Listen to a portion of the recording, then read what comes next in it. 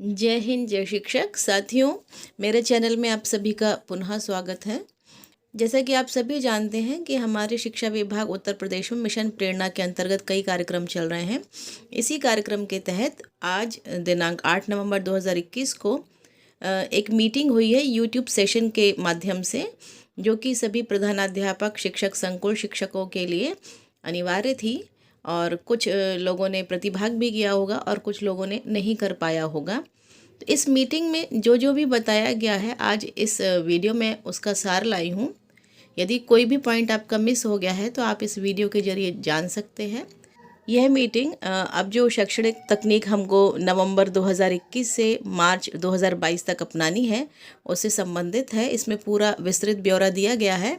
तो चलिए शुरू करते हैं अपना वीडियो। और इससे पहले यदि आपने मेरा चैनल सब्सक्राइब नहीं किया तो प्लीज़ पहले सब्सक्राइब ज़रूर कर लें।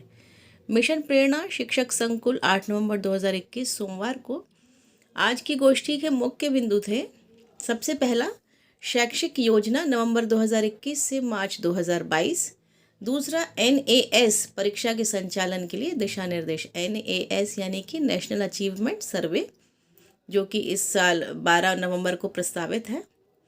तीसरा, सहयोगात्मक पर्यवेक्षण पर चर्चा एवं अवलोकन। और चौथा, विद्यालय नेतृत्व विकास योजना sense make sense learn and improve अवधारणाओं का परिचय।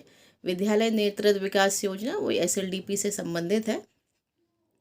चलिए अब आगे बढ़ते हैं। आज की गोष्ठी का जो पहला बिंदु है, शैक्षिक योजना नवंबर 2021 से मार्च 2022 तक। इसमें जो इसका पहला बिंदु है, इस बिंदु के अंतर्गत सबसे पहला है मिशन प्रेरणा में शिक्षक संकुल का महत्व। दूसरा, शैक्षिक योजना में मुख्य फोकस क्षेत्र। और तीसरा, शैक्षिक योजना के विस्तृत घटक। मिशन प्रेरणा के शिक्षक संकुल का महत्व की यदि हम बात करें, एक शोध के अनुसार औसतन एक शिक्षक प्रतिदिन 1500 निर्णय लेता है और एक शिक्षक को लगभग 2 प्रकार के निर्णय लेने होते हैं। तो जो 2 प्रकार के निर्णय हैं, पहला है प्रीएक्टिव और दूसरा है इंटरएक्टिव। कक्षा में कदम रखने से पहले एक शिक्षक को जो निर्णय लेने होते हैं वो प्रीएक्टिव निर्णय है, जैसे पढ़ाने की सामग्री, उसे पढ़ाने की रणनीति और आवश्यक सामग्री क्या है। और इंटरएक्टिव निर्णय जो कक्षा के दौरान एक शिक्षक को छात्रों के साथ बातचीत के समय जो निर्णय लेने होते हैं, जो ज़्यादातर पाठ कार्यान्वयन को प्रभावित करते हैं। यह प्रमाण है कि स्ट्रक्चर शिक्षण एक अत्यधिक जटिल काम है।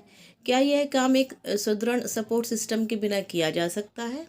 अच्छी तरह से डिज़ाइन किया गया शिक्षण टूल किट शिक्षक को प्रीएक्टिव निर्णय लेने में सहायता करता है। शिक्षण टूल किट क्या है? सबसे पहला है लर्निंग आउटकम फ्रेमवर्क, यानी कि उसकी सूची। फिर पाठ्य पुस्तक, कार्य पुस्तक, सहायक सामग्री और शिक्षक संदर्शिका। क्या पढ़ाना है, मैं पढ़ाने के लिए किन सामग्रियों का उपयोग कर सकता हूँ और कैसे पढ़ाएं। इंटरैक्टिव निर्णय लेने में शिक्षक का सपोर्ट सिस्टम बनाने की आवश्यकता होती है, जैसे शिक्षण टूल किट को कक्षा के संदर्भ में बेहतर उपयोग के तरीकों में सहायता, शिक्षण के दौरान आने वाली कठिनाइयों को दूर करने में सहायता, जिससे 100% बच्चों का अधिकतम विकास हो। मिशन प्रेरणा के अंतर्गत शिक्षक संकुल को इस सपोर्ट सिस्टम के लिए चुना गया है। शिक्षक संकुल शिक्षकों की मुश्किलों को सबसे आसानी से समझ सकते हैं। दूसरा है, शिक्षकों के मिलते जुलते अनुभवों से गुजर चुके होते हैं, जिससे आसानी से लागू कर पाने वाले सुझाव दे पाते हैं।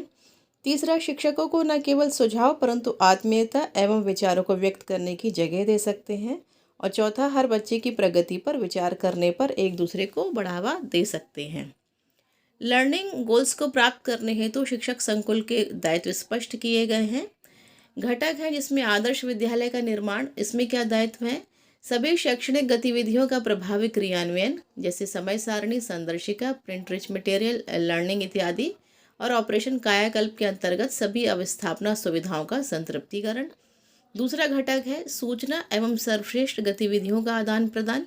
BEO, ARP, HMs एवं शिक्षकों के साथ व्हाट्सएप ग्रुप बनाना एवं संचालन करना। BEO द्वारा संचालित ब्लॉक ग्रुप से आवश्यक सूचना शिक्षकों तक पहुंचाना। नवाचारी तकनीकों एवं गतिविधियों को सभी के साथ साझा करना। प्रश्नों के उत्तर देना। अध्यापकों एवं प्रधानाध्यापकों के साथ मासिक बैठक में निपुण लक्ष्य तक पहुंचने के लिए योजनाओं की चर्चा। शैक्षणिक कार्यक्रमों एवं सामग्री के प्रभावी उपयोग पर विचार विमर्श, डेमो करके दिखाना, प्रभावी रेमेडियल लर्निंग एवं कक्षाओं के बारे में बातचीत। और चौथा फीडबैक, दीक्षा कोर्स, शैक्षणिक सामग्री एवं विद्यालयों की प्रगति एवं चुनौतियों के बारे में बाकी एचएम से चर्चा करके फीडबैक भेजना। डेटा कैप्चर फॉर्मेट यानी फीडबैक फॉर्म को माह में एक बार भरना। लर्निंग गोल्स को प्राप्त करने हेतु शिक्षक संकुल के ये जो दायित्व स्पष्ट किए गए हैं उसमें डीसीएफ फॉर्म भरना भी है। और 26 अक्टूबर 2021 तक के आंकड़ों के अनुसार केवल 26% शिक्षक संकुल ने डीसीएफ फॉर्म भरा है। शिक्षक संकुल डीसीएफ फॉर्म जिलावार जो विश्लेषण है वो इस टेबल में दिया गया है। शिक्षक संकुल की मासिक बैठक के संचालन संबंधित दीक्षा कोर्स लॉन्च किया गया है। मासिक बैठक को आयोजित करने से पहले शिक्षक संकुल को किस प्रकार की गतिविधियां सुनिश्चित करनी है। दूसरा है बैठक के दौरान शिक्षक संकुल कैसे सीखने एवं चर्चा के अनुकूल वातावरण बना सकते हैं। तीसरा बैठक के पश्चात शिक्षक संकुल के स्तर पर होने वाली गतिविधियां। और इस प्रशिक्षण की अवधि कुल 30 मिनट है और इसको पूरा करने की अंतिम तिथि 30 नवंबर है। इसके भी प्रश्नोत्तरी का वीडियो मैंने कल बनाया हुआ था, आप उसकी हेल्प ले सकते हैं। शैक्षिक योजना का जो दूसरा मुख्य बिंदु है उसमें मुख्य फोकस क्षेत्र क्या है शैक्षिक योजना का, तो ये देख लेते हैं। विद्यालय खुलने के उपरांत अत्यंत आवश्यक है कि हम बच्चों के साथ हर दिन मिलें और हर घंटे को अत्यंत मूल्यवान मानते हुए उनका सोच समझकर उपयोग करें। रेलगाड़ी कक्षा के स्टेशन से बिना सभी बच्चों को लिए छूटनी नहीं चाहिए। इस समय में हर शिक्षक के 2 दायित्व हैं। पहला, बुनियादी कौशलों में महारत हासिल करना ज़रूरी है और दूसरा 100% बच्चों को साथ लेकर चलना है। तो पहला जो है उसमें कक्षा 1 से 3 में बुनियादी भाषा पर अत्यधिक जोर है। सक्रिय रूप से प्रिंटरेज और टीएलएम सामग्री का लाभ उठाएं एवं प्रतिदिन 40 मिनट रीडिंग टाइम सुनिश्चित करें। कक्षा 4 से 8 में बुनियादी दक्षताओं में महारत हासिल करने के लिए उपचारात्मक शिक्षण कराएं। और दूसरा जो घटक है उसमें विद्यालयों में सभी विद्यार्थियों की नियमित उपस्थिति सुनिश्चित करें। अलग स्तर के बच्चों के लिए अलग अलग तकनीकों को अपनाएं। कक्षा स्तर पर आसान आकलन की तकनीकों से प्रगति देखें। संघर्षरत शिक्षार्थियों को सहयोग दें, पढ़ाएं और दोहराएं। ये एक साइक्लिक क्रम है। अब इसका जो तीसरा मुख्य बिंदु है शैक्षिक योजना के विस्तृत घटक, अब ये घटक देख लेते हैं। सबसे पहला है कि प्राथमिक विद्यालयों में विभाग द्वारा भेजे गए टाइम टेबल का पालन अवश्य करें। ये टाइम टेबल बहुत पहले भेज दिया गया था। कक्षा 1 का, कक्षा 2 का, 3 का, 4 का, 5 का सभी के टाइम टेबल भेज दिए गए थे। शैक्षिक योजना 2021 से मार्च 2022, कक्षा 1 के लिए बुनियादी भाषा एवं गणित पर शिक्षण कार्य।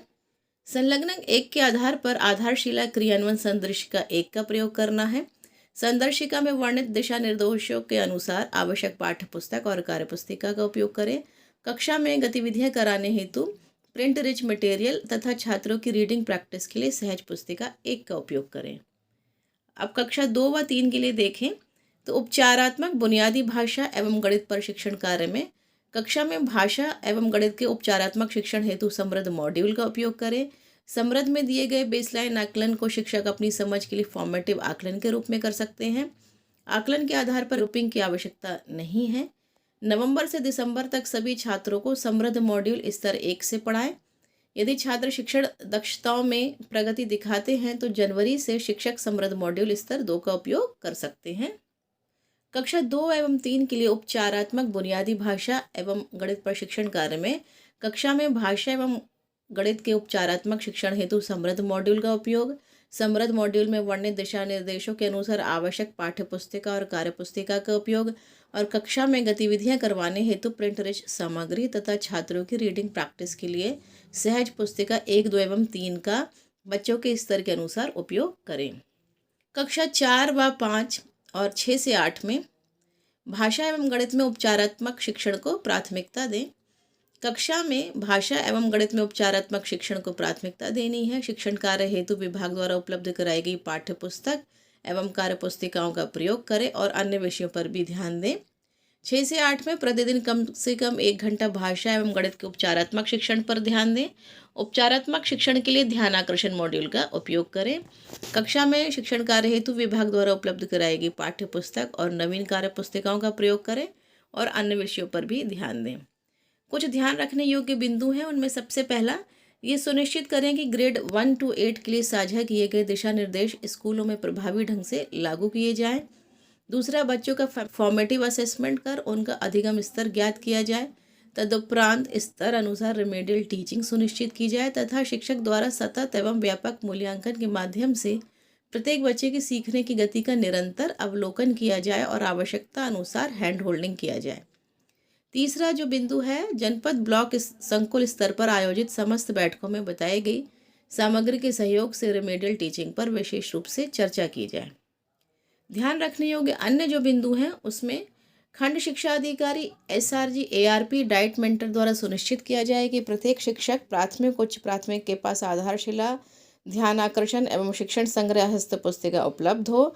सभी प्राथमिक विद्यालयों में आधारशिला क्रियान्वयन संदर्शिका, समृद्ध हस्त पुस्तिका, प्रिंट रिच मटेरियल एवं गणित किट उपलब्ध हो। बच्चों की शैक्षिक प्रगति के बारे में अभिभावकों से संवाद किया जाए तथा बच्चों को घर पर अध्ययन करने एवं गृह कार्य पूर्ण करने हेतु अनुरोध किया जाए।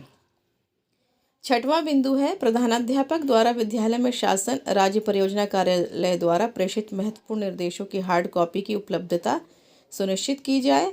और सातवां, सभी शिक्षक शिक्षा मित्रों को राज्य परियोजना कार्यालय द्वारा उपलब्ध कराई गई सभी हस्त पुस्तिका, संदर्शिका, दिशा निर्देशों को पढ़ना, पढ़कर समझना एवं समझकर आत्मसात करना अनिवार्य है। आज की गोष्ठी के मुख्य बिंदु में एक दूसरा बिंदु था NAS परीक्षा के संचालन के लिए दिशा निर्देश। NAS मतलब नेशनल अचीवमेंट सर्वे। यह परीक्षा हर 3 वर्ष में होती है। पिछली बार 2017 में हुई थी, लेकिन कोरोना के कारण ये 2020 में नहीं हो पाई है। अब इसकी तिथि 12 नवंबर 2021 निर्धारित की गई है। NAS परीक्षा कक्षा 3, 5, 8 और 10 के छात्रों के लिए आयोजित होती है और छात्रों का मूल्यांकन भाषा, गणित, EVS, विज्ञान और सामाजिक विज्ञान की दक्षताओं पर किया जाता है। NAS परीक्षा 2021 का ये ग्रेडवार विवरण दिया है कि विषय और कुल अवधि और परीक्षा का समय कितना है। कक्षा 3 के लिए, 5 के लिए, 8 के लिए, 10 के लिए, ये सब शेड्यूल यहाँ दिया गया है। NAS 2021 हेतु चयनित विद्यालय के प्रधानाचार्य के लिए ये महत्वपूर्ण निर्देश हैं कि चयनित विद्यालय के 100% छात्र छात्राओं की उपस्थिति सुनिश्चित करें। चयनित विद्यालय के जिस कक्ष में परीक्षा आयोजित की जानी है उस कक्ष की बैठन और प्रकाश व्यवस्था सुनिश्चित करें। चयनित विद्यालय प्रातः 7 बजे खोला जाना सुनिश्चित करें। चयनित विद्यालय का सर्वेक्षण कार्य हेतु जो पर्यवेक्षक एवं फील्ड इन्विजिलेटर उपस्थित हो उन्हें सहयोग प्रदान करें। सहयोगात्मक पर्यवेक्षण पर चर्चा एवं अवलोकन जो तीसरा बिंदु है, इसमें ये कैडरवार 3 महीने का अनुपालन इन्होंने दिया है, परसेंटेज पूरा निकाला हुआ है। अक्टूबर माह के लिए जिलेवार प्रदर्शन है, ये भी अक्टूबर माह के लिए है। करे गए सहयोगात्मक पर्यवेक्षण विजिट्स के आंकड़े हैं। हम समझते हैं कि प्रेरणा गुणवत्ता ऐप में त्रुटियों के कारण इस महीने लक्ष्य हासिल नहीं किए जा सके। ऐप के नए अपडेट में त्रुटियों को कम किया गया है और नवंबर माह से सपोर्टिव सुपरविजन की गतिविधियों पर एक नई ऊर्जा के साथ पुनः प्रारंभ की जा सकती है। नए वर्जन को अपडेट करने के लिए दिए गए चरणों का पालन करें। सर्वर पर अपनी लंबित रिपोर्ट सहेजें। वर्तमान संस्करण को अनइंस्टॉल करें। गूगल प्ले स्टोर से नया संस्करण डाउनलोड करें। अनुपालन के साथ विजिट की गुणवत्ता पर भी ध्यान देना है। पहला है, सही शैक्षणिक सामग्री का उपयोग करें। सही तरह से कक्षा का अवलोकन करें। तीसरा, सही तरह से स्पॉट असेसमेंट करें और सही तरह से रचनात्मक फीडबैक दें। इसके बाद जो नेक्स्ट बिंदु है, विद्यालय नेतृत्व विकास योजना sense make sense learn and improve अवधारणाओं का परिचय। विद्यालय नेतृत्व विकास योजना जो कि प्रधानाध्यापक हेड टीचर्स के लिए बहुत महत्वपूर्ण है। वर्ष 1930 के ये 2 चित्र हैं जिसमें गांधी जी और अन्य लोग दिखाई दे रहे हैं। ये 2 कहानियां हैं जो कि YouTube पर उपलब्ध हैं। ये लिंक दिया है। इसका वीडियो देखकर आपको इन बिंदुओं पर विचार करना है कि इन दोनों कहानियों में क्या समानता थी और दूसरा, इन दोनों कहानियों में नेतृत्वकर्ताओं ने क्या किया, इस पर विचार करना है। नेतृत्व क्या है? नेतृत्व, जिसमें देखें, महसूस करें, समझें, सीखें और सुधारें। विद्यालय नेतृत्व विकास कार्यक्रम में देखें, समझें, सीखें और सुधारें। प्रेरणा, स्वाधिगम, एक्शन लर्निंग प्रोजेक्ट और परस्पर संवाद। हम बनाएंगे प्रेरक प्रदेश, मिशन प्रेरणा उत्तर प्रदेश प्रेरक प्रदेश। आज की YouTube मीटिंग का सार मैंने पूरा आपको दे दिया है। फिर मिलूंगी नेक्स्ट वीडियो में। तब तक के लिए थैंक्स फॉर वॉचिंग।